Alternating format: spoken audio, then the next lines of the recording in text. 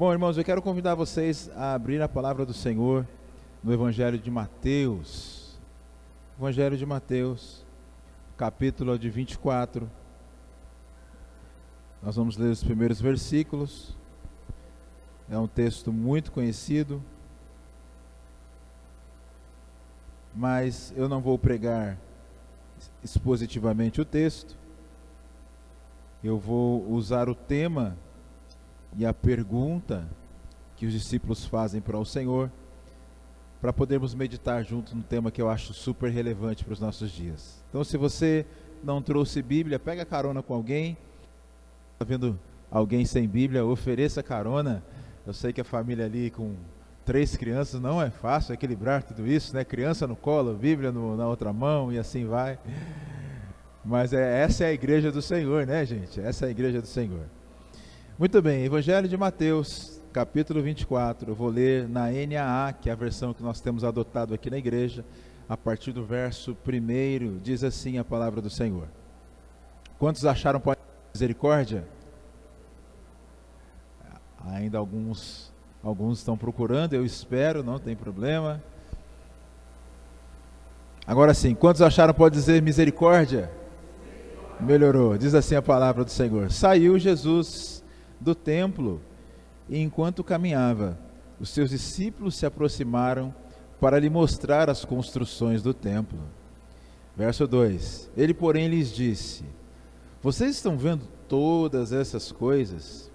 Em verdade lhes digo que não ficará aqui pedra sobre pedra, que não seja derrubada. Verso 3: Jesus estava sentado no Monte das Oliveiras, quando os discípulos se aproximaram dele, em particular, lhe perguntaram, ou pediram: Diga-nos quando essas coisas vão acontecer, e que sinal haverá da sua vinda e do fim dos tempos?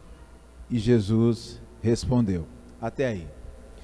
O que eu quero repetir aqui para a nossa meditação é a pergunta que os discípulos fizeram, que está na parte B do versículo 3, ele diz, ou eles disseram: Diga-nos quando essas coisas vão acontecer, e que sinal haverá da sua vinda e do fim dos tempos. Feche seus olhos só mais uma vez comigo.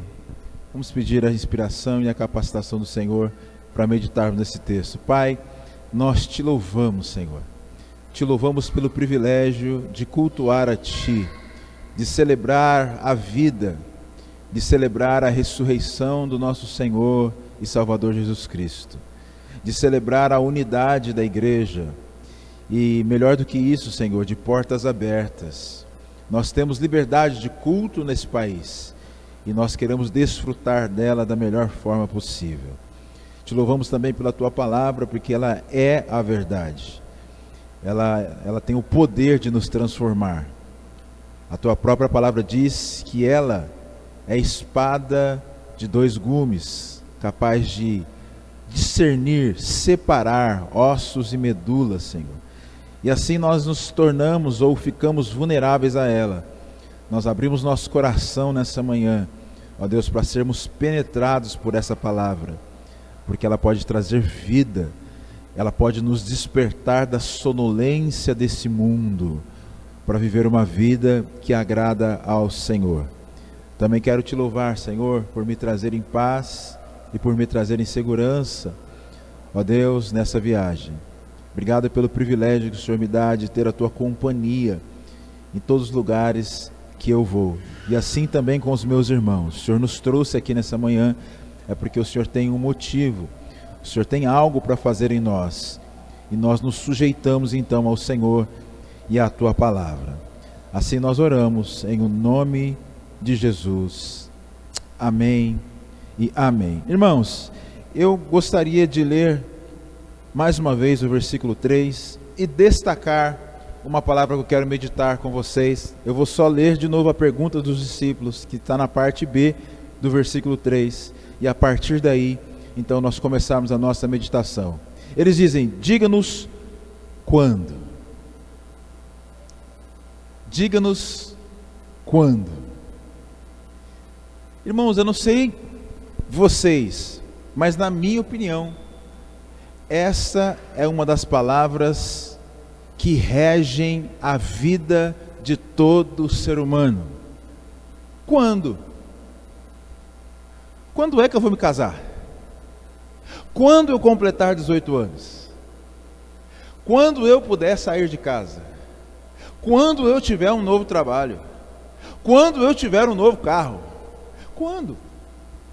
Quando é a palavra, talvez, na minha opinião, que rege a vida do ser humano. E em decorrência ou desdobramento dessa palavra, existe uma outra sentença que é: a que horas? Porque não basta dizer quando, você precisa dizer que horas. Você quer um exemplo? Vamos ter um culto na semana que vem. Quando? Na semana que vem. A que horas? Vou me casar no próximo ano. Quando? No próximo ano. Mas de que dia? Que hora? A pergunta é muito pertinente dos discípulos, irmãos. Quando, Senhor? E a pergunta aqui, ela é tríplice, porque fala da volta de Jesus, fala da destruição do templo de Jerusalém, e fala dos fins dos tempos, ou do fim dessa era que eles conhecem. Olha só como essa pergunta é pertinente. Pensa comigo em quem está passando por um tratamento médico e acabou de fazer os exames. Qual é a pergunta que surge no coração? É: quando vão ficar prontos os exames? Vamos pensar que é uma situação cirúrgica. Quando será a cirurgia? Quando?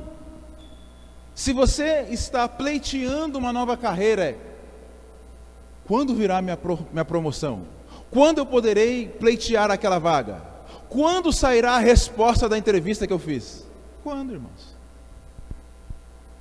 Pensando no evento, alguns de nós já passaram por isso, outros estão vendo ali, Jean, por exemplo, vai passar por isso, né?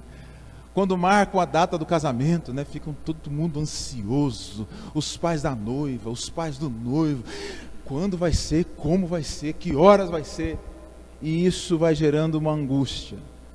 Os discípulos não eram diferentes de nós.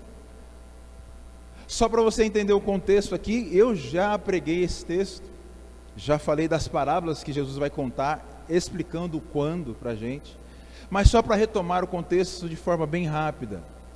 Jesus está no templo junto com os discípulos, e como vocês sabem, os discípulos e Jesus são da Galileia, afastados. Jerusalém é o grande centro, e alguns estudiosos vão dizer que o templo de Jerusalém poderia ser considerado uma das grandes maravilhas daquele mundo, porque as paredes eram de mármore, revestidas de ouro. Então eles estão encantados com o templo. E aí, se você prestou atenção na leitura, eles vão dizer para Jesus: você está vendo isso aí? Olha que coisa bonita esse lugar. E aí Jesus vai dizer: olha, não se empolguem muito, porque não vai ficar pedra sobre pedra. E aí agora eles, curiosos com essa palavra de Jesus, eles estão vendo um templo suntuoso, cheio de estruturas, falando: isso aqui não pode ser derrubado sozinho, um terremoto não pode derrubar isso aqui. Aí eles falam: Jesus, quando que isso vai acontecer? Quando que vai acabar essa era? Porque na cabeça deles, o templo é o lugar da adoração. Se vai acabar o templo, acaba essa era, acaba o lugar da adoração, vem um novo tempo aí. Porque se você se lembrar também, Jesus começa o seu ministério dizendo: o reino de Deus chegou. Então na cabeça deles é: Senhor, quando é que essas coisas vão acontecer? Irmãos, e você precisa também entender que o judeu pensa diferente da maneira como a sociedade pensava naquela época. Uma sociedade influenciada pelos gregos. Os gregos pensam na salvação, pensam no céu, como algo lá em cima. Eles olham para cima e falam: a salvação é lá em cima, o céu é lá em cima, a nova vida é lá em cima. Os judeus não. Os judeus pensam na salvação e no reino de Deus como algo ali na frente, algo como se estivesse se aproximando deles, algo que vem ao encontro deles. Então, na cabeça do judeu da época, quando Jesus diz: olha para o templo, mas não vai ficar pedra sobre pedra, eles estão pensando: isso vai acontecer daqui um pouquinho. E eles querem saber quando, porque a expectativa disso acontecer é altíssima, gente. O Reino de Deus chegou, então o fim dessa era que eles conhecem, o fim desse sistema que eles conhecem, está para acabar, está logo ali. O fim dos tempos para eles é a consumação de todas as coisas, que foi o que Jesus vem ensinando em todo o seu ministério. Lembrando que nesse período aqui, Jesus já está caminhando para o final do seu ministério.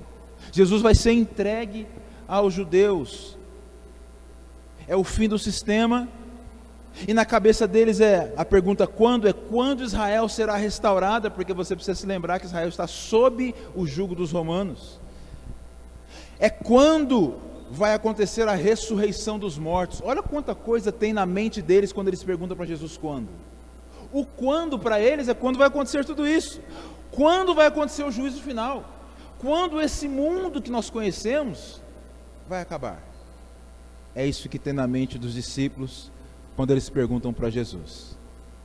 É aquela sensação de que quando um evento muito grande, muito importante para você vem se aproximando, talvez seja aqueles que ainda não têm casa própria e estão no processo aí vão na Caixa Econômica fazer aquele financiamento de 30 anos, né? Alguns morrem e não terminam de pagar, e aí vai se aproximando o dia de sair o resultado, né? Ou vai se aproximando o dia de você pegar a chave da casa, vai gerando aquela ansiedade. É isso que os discípulos estão vivendo, irmãos. O reino de Deus chegou, tudo acabou, vai começar uma nova era. Quando, Jesus? Dá para entender isso, irmãos? O cenário, dá para entender esse cenário? Faz assim com a cabeça para saber que você está entendendo. É isso que está acontecendo, a ponto do apóstolo Paulo escrever aos Coríntios. Ele tinha essa consciência, ele diz que para nós, os fins dos tempos já chegou. Ou seja, para aqueles que experimentaram a nova vida, a ressurreição em Jesus, que estão vivendo com Jesus, esse mundo acabou. É essa sensação que o apóstolo Paulo tem, e é essa sensação que nós temos que ter. Eu não sei você, mas eu nem sempre fui convertido, né? Antes da conversão, eu não tinha noção do tempo. Para mim, eu ia viver eternamente, Alex. Parecia que as tocadas que nós tínhamos não iam acabar nunca. Mas quando o Evangelho me alcançou, quando o Espírito Santo começou a pegar na minha mão e a ler as Escrituras, irmãos, o tempo foi ficando curto demais. Parece que os 20, 30 anos que eu teria pela frente, eu tenho 20, 30, 40, 50 anos, não sei quanto tempo Deus vai me dar, parece que eles ficaram desse tamanho. Por quê? Por conta do senso da eternidade que está em nós. Essa vida fica pequenininha diante da eternidade. O não crente não sente isso, mas os discípulos sentem, porque eles anseiam por essa eternidade prometida. Dá para entender o contexto, gente? Isso é muito importante para entender o quando. É o quando. O não crente, para ele isso aqui é tudo que existe. Para nós, isso aqui é um lugar de passagem, porque existe algo muito melhor e maior preparado para aqueles que amam ao Senhor. Quantos creem nisso? Poucos creem. Quem sabe até o final todos vão crer, né? Agora, por que isso é importante? Vamos voltar à pergunta dos discípulos. Quando, Senhor, essas coisas vão acontecer? A relevância dessa pergunta, irmãos, está que quando você sabe um evento que vai acontecer, quando você sabe quando ele vai acontecer, você pode criar uma agenda, você pode se preparar, você pode se planejar, você pode medir o tempo. Vou gastar tempo com isso, com aquilo, porque daqui a pouco vai acontecer aquilo outro. Você pode reservar dinheiro, porque afinal de contas vai demorar muito para o reino vir, então eu reservo o dinheiro aqui para chegar até o final, né? Quando você sabe o que vai acontecer, você tem o controle do futuro. Quando você sabe o que vai acontecer, você tem segurança, porque eu sei já o que vai acontecer. Então eu me ponho no lugar de segurança e também me preparo melhor. Então veja, que quando os discípulos perguntam para Jesus, Jesus já está falando que vai destruir isso aqui, o Senhor está falando que o reino de Deus chegou, e quando o reino de Deus chega, essa era é destruída. Há a ressurreição dos mortos, e há a eternidade diante de nós. Quando isso vai acontecer? Aí, irmãos, Jesus ameaça dar uma resposta. Se você continuar lendo, eu não tenho tempo para fazer isso com você, você vai ver que Jesus vai falar dos sinais da sua vinda, porque a pergunta dos discípulos é: quando será destruído o templo? Quando será a sua segunda vinda? Quando acabará esse mundo, esse século, essa era, esse sistema que existe? Aí Jesus fala: olha, não se engane, porque haverão falsos cristos, rumores de guerras, fomes, terremotos, vai ver o chip, inteligência artificial. Não, isso aqui é o que estou acrescentando, tá, gente? Mas dá para entender, né?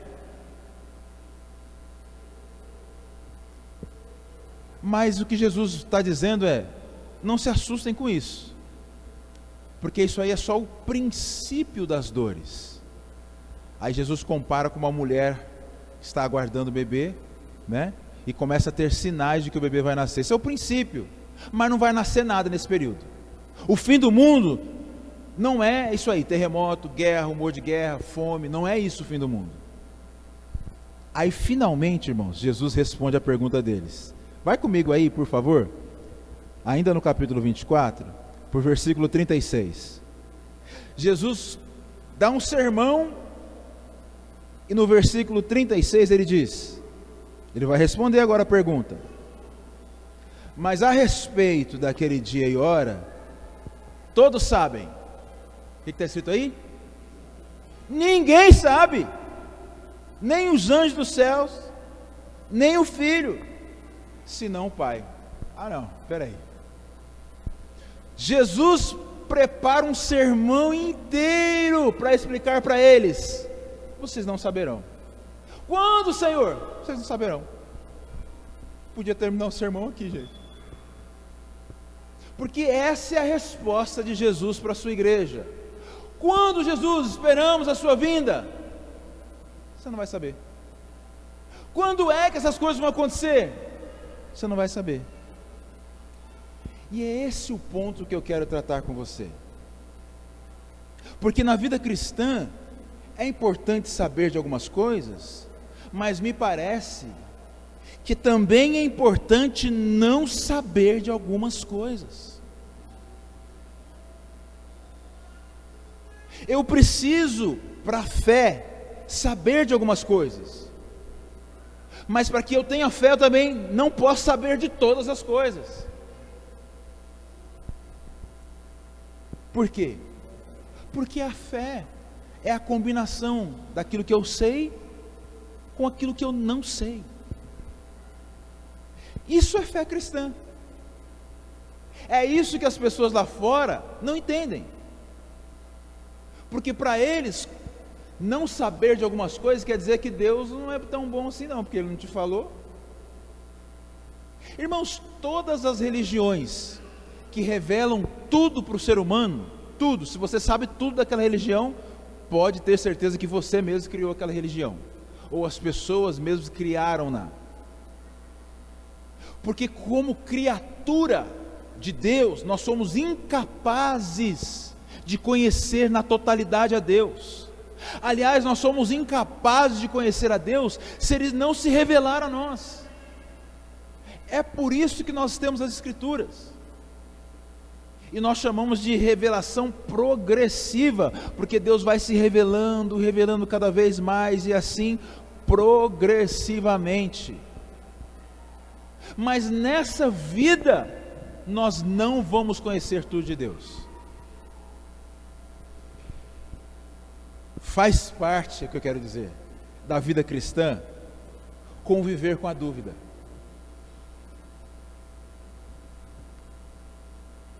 Faz parte da vida cristã conviver com isso. Ah, mas eu vou ficar bravo com Deus porque Deus não falou. Vai ficar bravinho, porque Deus não vai falar. Senhor, quando? Irmãos, pare e pense comigo. A pergunta dos discípulos é muito séria. A pergunta dos discípulos tem a ver com terminar com esse sistema, destruir o templo, a maior referência de adoração judaica, o lugar do culto judeu, restaurar Israel. Olha a importância que a pergunta tem. Ressurreição dos mortos, a volta de Jesus, porque ele diz: olha, eu vou ser entregue, mas eu vou voltar. A pergunta deles é seríssima para a vida cristã. E sabe qual é a resposta de Jesus para eles? Vocês não vão saber. Ora, irmãos, se Jesus não nos revelou coisas tão importantes quanto estas, por que é que nós vamos esperar que Ele revele? Eu vou casar com uma loira ou com uma morena? Eu compro um carro amarelo ou vermelho? Eu moro em Vinhedo ou em Valinhos? Eu faço a faculdade de medicina ou faço a faculdade de contabilidade?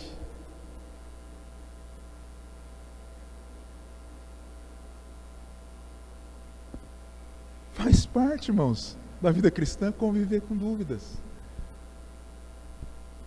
Só Deus é onisciente, só Deus sabe de todas as coisas. Nós não temos respostas para tudo. Eu desconfio, irmã Rita, toda vez que você aborda alguém e essa pessoa tem resposta para tudo. Você já conversou com alguém assim?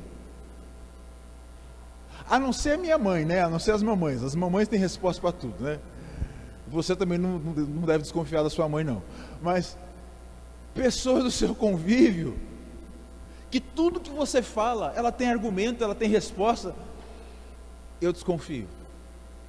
Porque, irmãos, nós somos criaturas, nós não teremos respostas para tudo.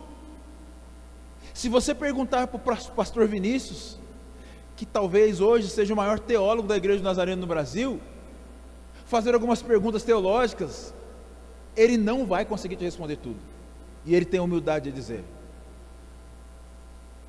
Se você perguntar: pastor Vinícius, me diga com certeza, Jesus volta antes, no meio ou durante a grande tribulação, ou depois dela? Ele fala: eu sei que Jesus volta, mas em que momento eu não sei. Claro que ele tem a convicção pessoal, mas ele não vai te afirmar. Pastor Vinícius, se o senhor estiver assistindo aí, depois o senhor me corrige e puxa a orelha, viu? Olha só, Hebreus 11, se você for rápido de Bíblia aí, Hebreus 11 nos dá uma dica do que aquilo que eu estou tentando te dizer aqui nessa manhã, porque talvez para alguns ainda fique uma pergunta, né? E aí eu quero retomar a minha introdução. Na introdução eu disse que o quando, a que horas, talvez seja a pergunta ou a palavra que mais tem relevância na vida do ser humano, especialmente nos nossos dias, que tudo acontece muito rápido. Por exemplo, se eu disser que eu vou na casa do irmão Ney, a primeira coisa que ele vai me perguntar, qual é? Quando? E se eu disser para ele que é amanhã, adivinha que ele vai perguntar? Que horas? Olha só, Hebreus 11, versículo 8, olha o que diz: pela fé, Abraão, quando chamado, obedeceu, a fim de ir para um lugar que devia receber como herança. Olha a promessa. E partiu, o importante para nós aqui, sem saber para onde ir. Abraão, sai daí da tua terra, no meio da tua parentela, e eu vou te mandar para um lugar e eu vou te dar como herança, tá bom? Uma terra que emana leite e mel, você vai ser abençoado demais, Abraão. Você vai frutificar na terra. A primeira pergunta que eu faria é: para onde? Quando, Senhor? Mas por que Abraão é o pai da fé? Porque o texto diz que ele, ao ser chamado, não fez nenhuma pergunta, ele obedeceu. Eu perguntaria, Jean: Quanto dinheiro tem que levar, Deus? Quanto de mala? Eu levo pouca mala? Minha mulher tem um guarda-roupa cheio lá, vai levar tudo ou leva pouco? Ela tem muito sapato, Deus. Vai levar tudo, deixa metade? Quanto tempo eu vou ficar? Os criados, eu levo tudo, o gado, deixo, vendo, o que eu faço, Deus? Eu perguntaria isso. Abraão não.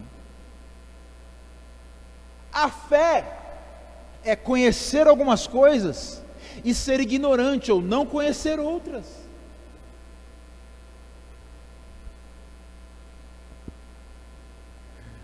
É importante conhecer algumas coisas. Que coisas? O caráter de Deus. Porque se nós não conhecermos o caráter de Deus, como vamos crer nas suas promessas? Jesus disse que foi aos céus nos preparar lugar, mas que voltaria para nos buscar. Ora, se eu não conhecesse o caráter de Jesus, eu desconfiaria disso. Mas como eu conheço o caráter de Jesus, eu creio. Eu creio!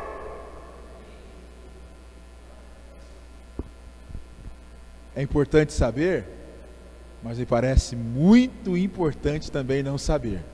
Agora, quais são os benefícios então de não saber? Porque nós vivemos hoje, nós retomamos, assim como os gregos, né, uma sociedade que valoriza o conhecimento. Talvez as redes sociais, agora a inteligência artificial, porque nós temos acesso a muita informação, nós achamos que conhecemos as coisas. Deixa eu dar um exemplo bem rápido para ilustrar o que eu quero dizer. Você ter acesso a muita informação não quer dizer que você conhece as coisas. Está disponível aí na sua mão uma ferramenta que você pode consultar qualquer coisa, fazer qualquer pergunta. Se eu te perguntar agora, qual é o clima do Amazonas, do estado do Amazonas? Eu não estou falando da temperatura, estou falando do clima. Qual é a vegetação do estado do Amazonas? Informação não é conhecimento. O que acontece nos nossos dias? Nós temos muita informação e pouco conhecimento. O que a Bíblia nos convida a fazer é ter conhecimento e não informação. Conhecer a Deus é importante, irmãos. E conhecendo a Ele, automaticamente você vai ficar ignorante de algumas coisas. Porque eu já disse isso, nós só vamos conhecer a Deus se Ele se revelar a nós. Voltando, quais são os benefícios então de não saber? Da ignorância. Ignorância aqui é não saber. Primeiro, o não saber cria espaço para a obediência da fé. Como eu não sei, é o texto de Abraão. Vai para um lugar, Abraão, vou te mostrar. Eu não sei. Cria um espaço para eu obedecer, então eu obedeço. Dá para entender isso? Segundo, qual o segundo benefício?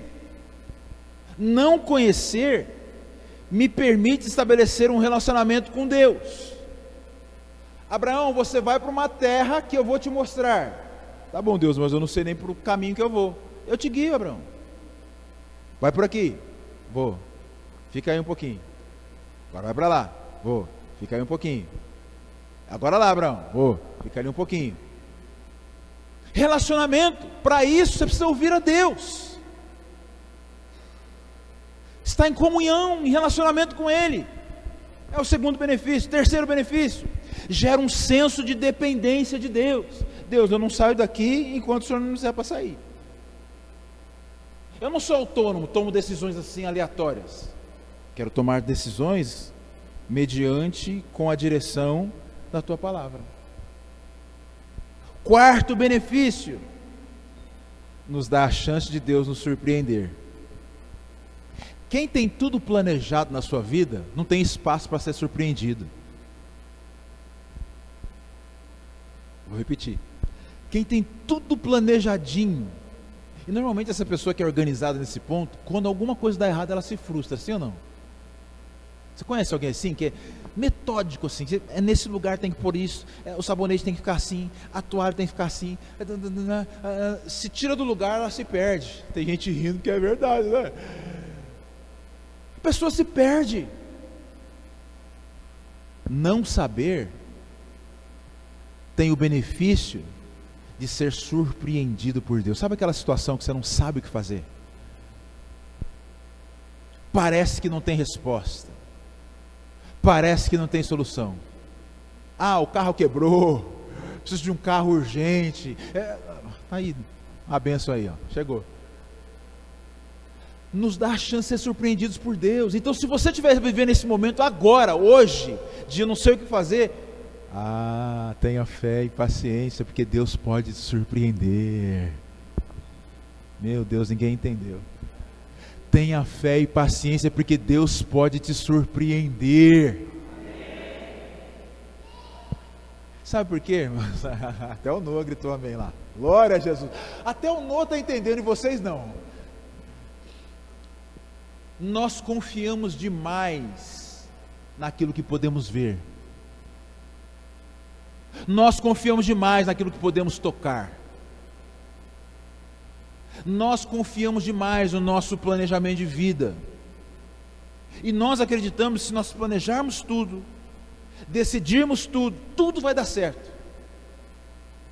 Mas essa conta na vida real não fecha. Você deve conhecer um monte de gente que fez tudo certo, mas em algum momento deu tudo errado. Aí você olha e fala, mas como pode? A pessoa fez tudo certo, a pessoa era honesta, irmãos, a vida é assim.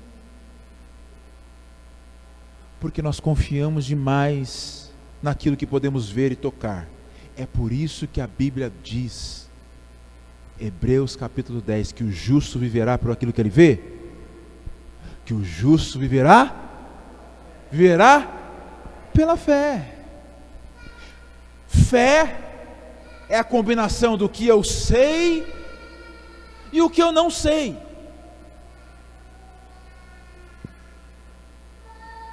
Por que Deus não entregou então na mão de Abraão um mapa? Abraão, sai aí do meio da tua parentela, dessa terra, vou te levar para um lugar, toque o mapa. Pode seguir, está certinho.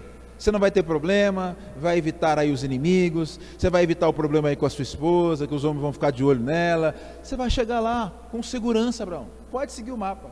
Por que Deus não fez? Deus podia fazer? Podia. Por que Deus não fez isso? Porque ao fazer isso, se Abraão recebe um mapa, ele não precisa mais de Deus. Com um mapa na mão, Deus para quê? Eu sei todos os caminhos que eu vou trilhar.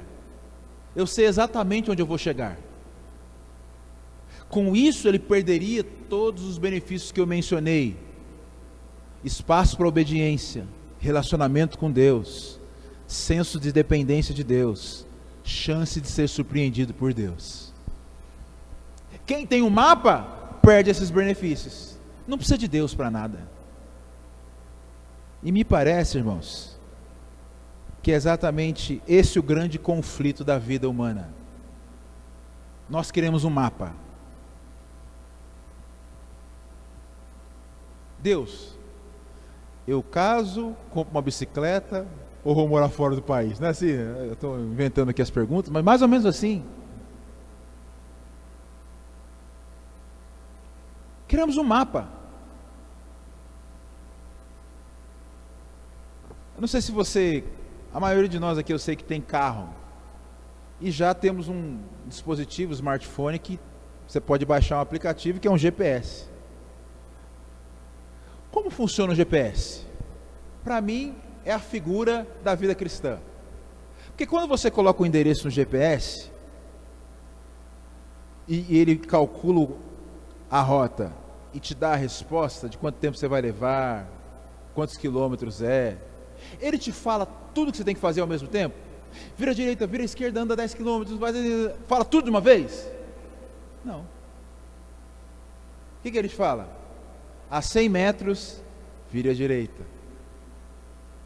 A 200 metros na rotatória, pegue a terceira saída. Ande mais 50 quilômetros. Saia para a rodovia 101. Não é assim? Nós temos um GPS chamado Espírito Santo, irmãos, e é dele que nós temos que depender. É falar: Senhor, eu preciso ir para tal lugar, me ajuda a chegar lá. E Deus vai nos guiando nesse relacionamento. Ainda que quando você passa de frente a algumas padarias, você dá uma paradinha, né? Você fala: oh Deus, aqui eu preciso comprar um bolinho, né? Um croissant. E está tudo bem, faz parte da vida, contanto que você não se perca no caminho, se entregando à sua própria vontade, e que você volte a ouvir a voz de Deus. Dá para entender o que eu estou querendo ilustrar aqui? O tema da minha mensagem é importante saber, mas não saber é tão importante quanto. Nos nossos dias, eu não sei se você reparou, eu preciso caminhar para o final. Eu vejo, e aí como pastor, estou há algum tempo na igreja, eu vejo gente correr para lá e para cá, para lá e para cá, atrás de profecia. Para lá e para cá, para lá e para cá. E não que eu não creia em profecia, irmãos. Por que essa pessoa faz isso? Porque ela quer buscar a vontade de Deus para a vida dela. Está errado? Não. Mas ela não quer errar. Ela quer ter certeza que ela deveria estar naquele lugar, fazendo aquilo naquela hora, para não errar. Está errado, pastor, fazer isso? Depende. O que eu quero dizer é que essa não é a melhor maneira de buscar a vontade de Deus. Quer saber a vontade de Deus? 1 Tessalonicenses 3:4. A vontade de Deus é a vossa santificação. Pronto, aí ó, já tem uma bússola, já tem um GPS. Vai viver uma vida de santidade. Você acha mesmo? Thelma, seja sincera. Você acha mesmo que Deus vai te entregar um mapa para a sua vida? Toque, Thelma, um mapa para você. Pode ir, filha. Diante de tudo isso que eu falei, vocês acham mesmo que Deus... Mas nunca. Porque se Ele te entregar o mapa, Ele te perde. Você o abandona, vira as costas para Ele. Porque essa é a tendência do ser humano, a autonomia. Não quero ninguém me dizendo o que fazer as coisas. Nem minha esposa. Não é assim, Geraldo? Você sabe que você tem que trocar a lâmpada, mas toda vez que a sua mulher te lembra, você fica irritado. Aí você fala assim: mas de novo, você já me cobrou ano passado, vai me cobrar esse ano de novo para trocar a lâmpada. Ó, misericórdia, gente.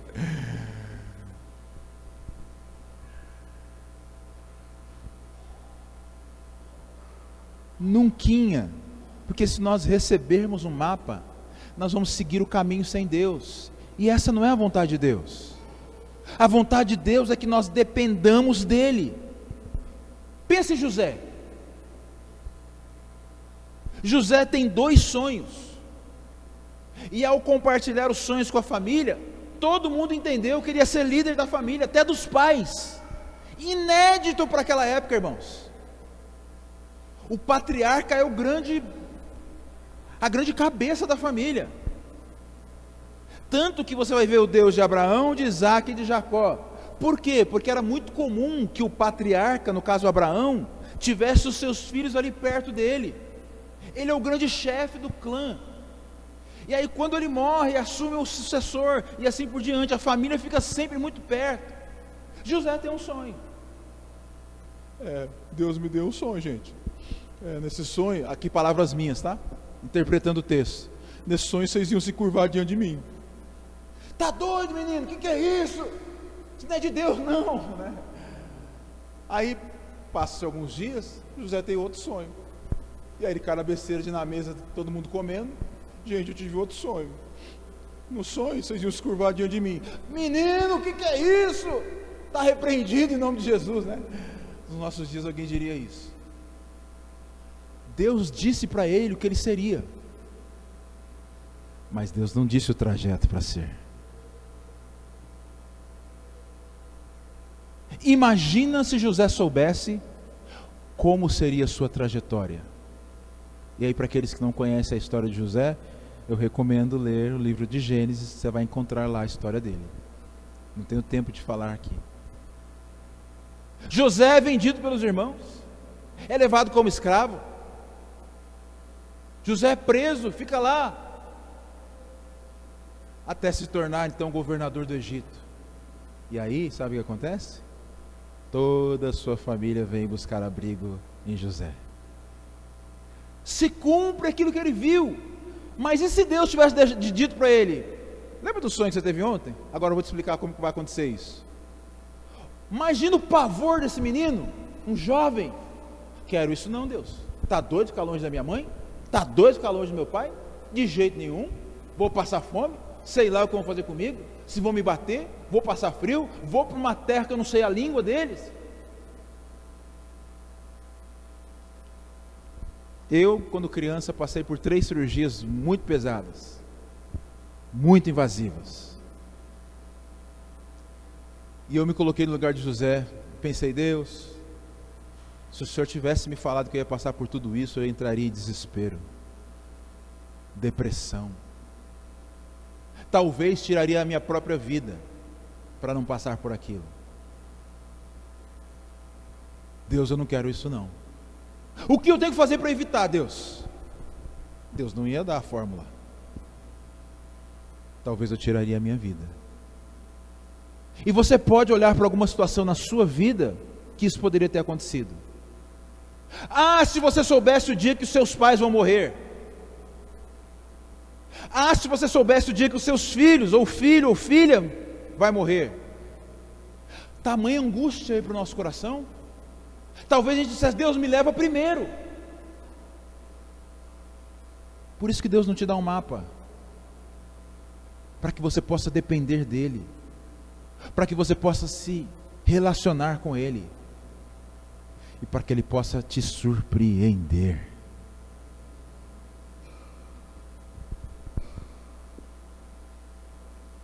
Pedir um mapa para Deus não é o jeito certo, irmãos, de buscar a vontade de Deus. E existe uma razão para isso. E a razão é a fé. Hebreus 11:1 diz assim: ora, a fé é a certeza de coisas que se esperam, a convicção de fatos que não se veem. A fé é a certeza de coisas que eu estou esperando. Estou esperando. E a convicção do que aquilo que eu espero eu não vejo. Isso é fé. Então, por que Deus não nos permite também viver só desse jeito? Por que Ele se revela aos poucos? E a minha mensagem é a importância do conhecer, mas também a importância do não conhecer. Nós precisamos conhecer a Deus, para que essa fé esteja patente no nosso coração. Em conhecendo Deus, ainda que em partes, como diz o apóstolo Paulo, em parte conhecemos, em parte profetizamos. É importante porque, para que eu tenha ferramentas espirituais, para esperar aquilo que eu não vejo, e para ter certeza daquilo que eu não vejo.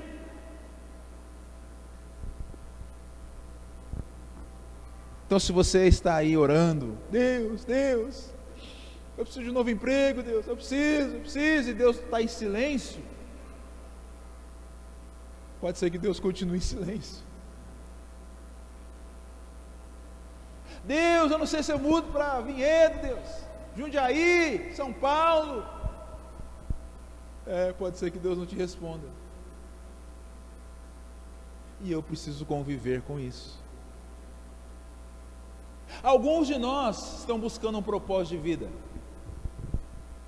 Deus, por que eu nasci? O que eu vou fazer da minha vida? Parece que eu não sirvo para nada. Eu achei que ia ser jogador de futebol, me frustrei. Parece que não vai. Tudo que eu tento, me machuquei, agora nenhum time quer me pegar mais. Eu achei que eu ia ser médica. Parece que não deu ainda.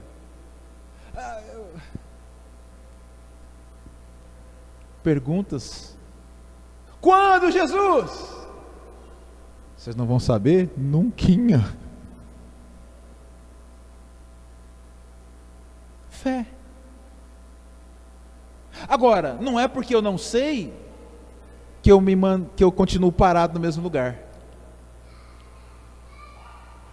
Não é porque eu não tive uma resposta de Deus que eu tenho que ficar paralisado no mesmo lugar. Porque Deus te deu sim autonomia e autoridade para fazer coisas. A fé é saber um pouco, não tudo, mas o suficiente para continuar caminhando, de tal forma que nós vivamos na dependência do Senhor. É a combinação então daquilo que eu sei com aquilo que eu não sei. Ora, irmãos, vamos aplicar isso? Todos nós aqui, ou a maioria de nós, sabe qual será o nosso destino, assumindo que nós vamos continuar buscando a Deus, crescendo em santidade, crescendo em comunhão, em relacionamento com Ele. Mas Deus não nos disse qual será o caminho para esse destino. Deus, eu vou passar por dificuldade? Deus, eu vou ficar doente? Deus, eu vou perder meus pais? Deus, eu vou ficar desempregado? A resposta de Deus para você, para essas perguntas é silêncio. Às vezes Deus fala assim, por misericórdia e graça. Mas aquilo que nós mais precisamos saber da fé cristã está revelado nas Escrituras.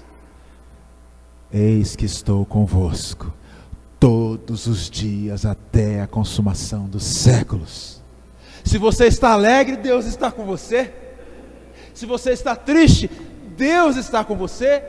Se você está enfermo, Deus está com você. Se você está saudável, Deus está com você.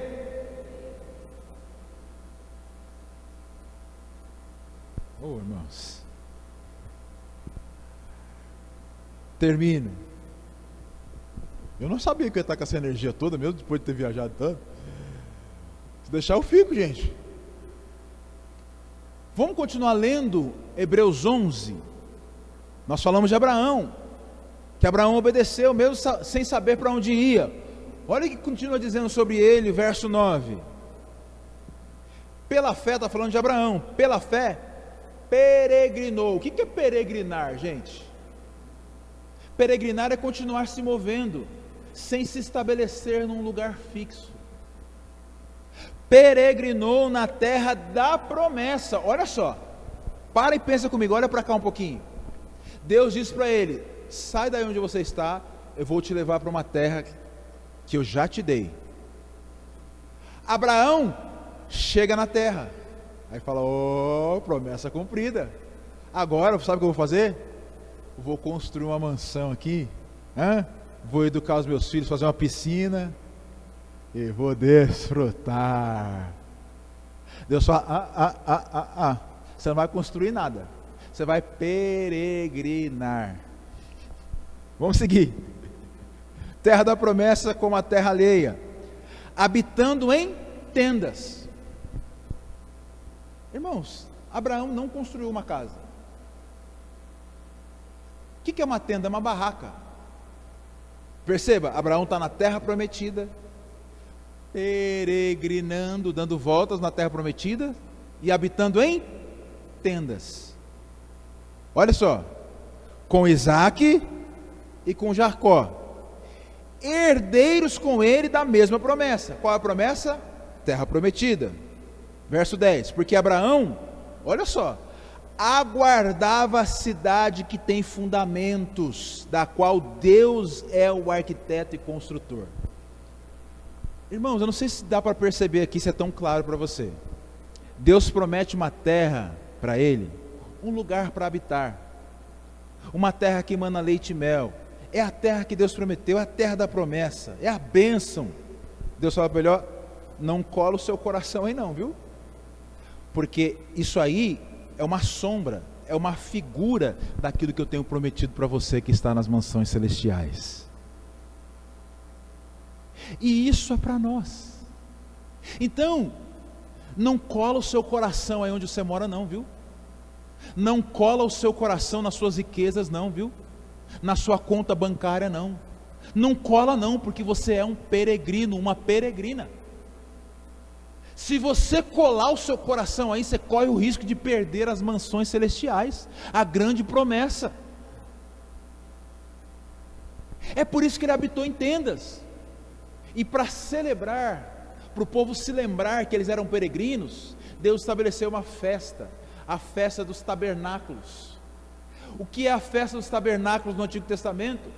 As pessoas se dirigiam até Jerusalém e lá montavam tendas, e naquele período da festa elas viviam ali em tendas, para terem a noção de que elas não pertencem àquele lugar, elas são peregrinas nessa terra. A tenda você monta e desmonta a hora que você quiser. É esse o objetivo de Deus para nós, irmãos. Não se estabeleça e crie raiz aí não se apegue a essas coisas não, porque Deus pode vir te buscar hoje. Ninguém quer morrer agora não, é silêncio geral.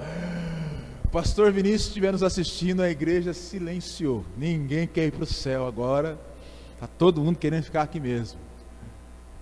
E você que nos assiste também de casa, esse é o desejo de Deus para você e para mim, para que nós não criemos raízes aqui, de tal forma que quando Deus vier nos buscar, nós estejamos tão enraizados, tão presos, que não cabe Deus no nosso projeto de vida.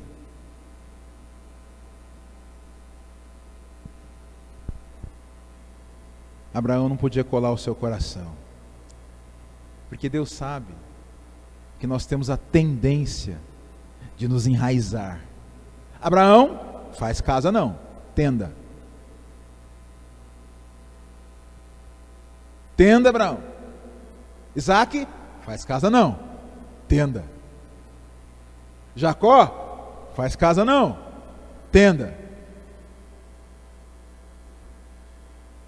Sabe por quê, irmãos? A nossa tendência é ficar com a bênção, eu vou usar aqui a terra prometida, sem Deus. A nossa tendência, recebi a bênção, obrigado Deus, obrigado Deus, já estou com a bênção.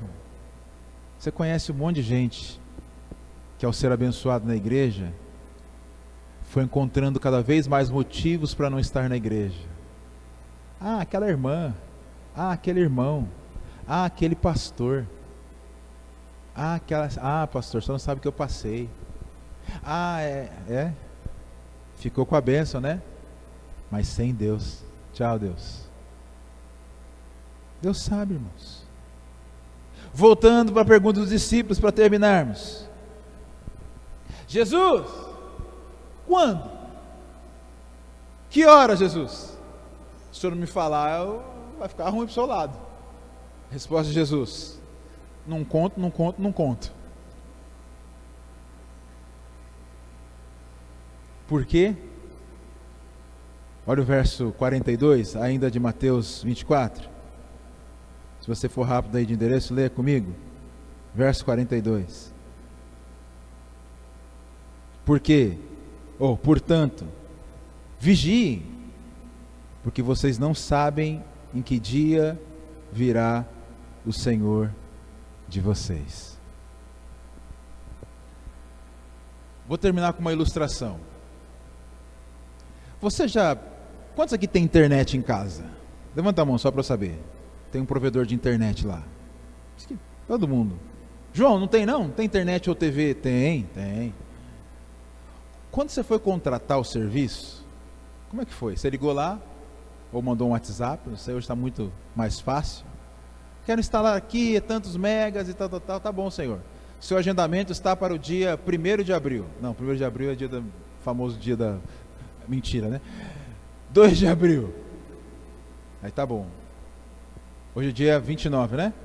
30, hoje é dia 30. Aí você na segunda-feira, dia 31, você fala, meu Deus do céu. Você liga lá. Fala, mas que hora que vai vir o técnico? Senhor, o técnico vai entre as 8 e as 18 horas da tarde. Não, mas espera aí, eu não posso ficar aqui esperando. Senhor, o técnico vai ir entre as 8 e as 18 horas da tarde.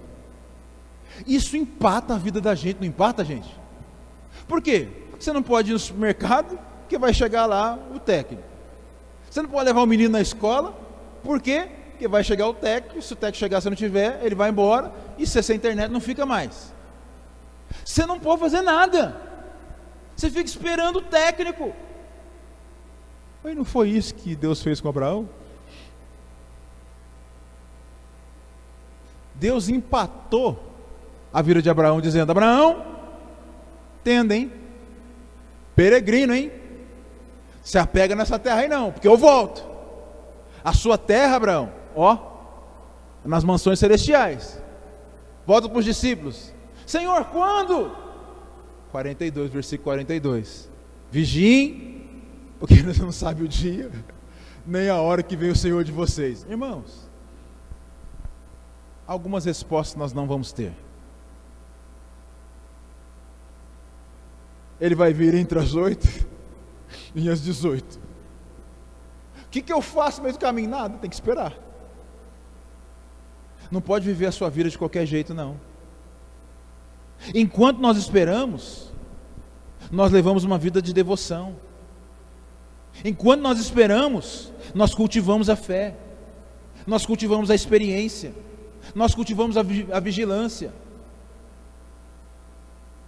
Senhor, eu não sei o que eu vou ser quando crescer. Talvez você não receba a resposta, mas você tem uma igreja aqui que pode te ajudar a identificar os seus talentos,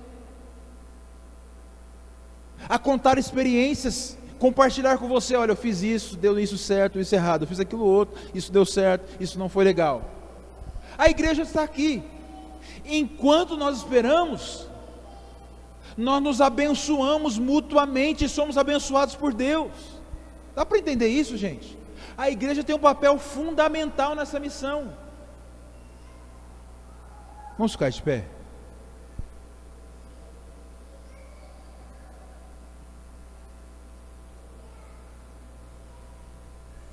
Por que Deus faz isso? Deus deixa algumas páginas em branco, irmãos. Deus revela para você o início, Deus te diz o seu destino, mas existem algumas páginas, lacunas aqui, ó, a serem preenchidas. Deus, o que eu vou fazer nesse momento, nesse período aqui? É para que nesse período aqui, essas páginas em brancos, elas servem para criar em nós obediência a longo prazo, constância, irmãos.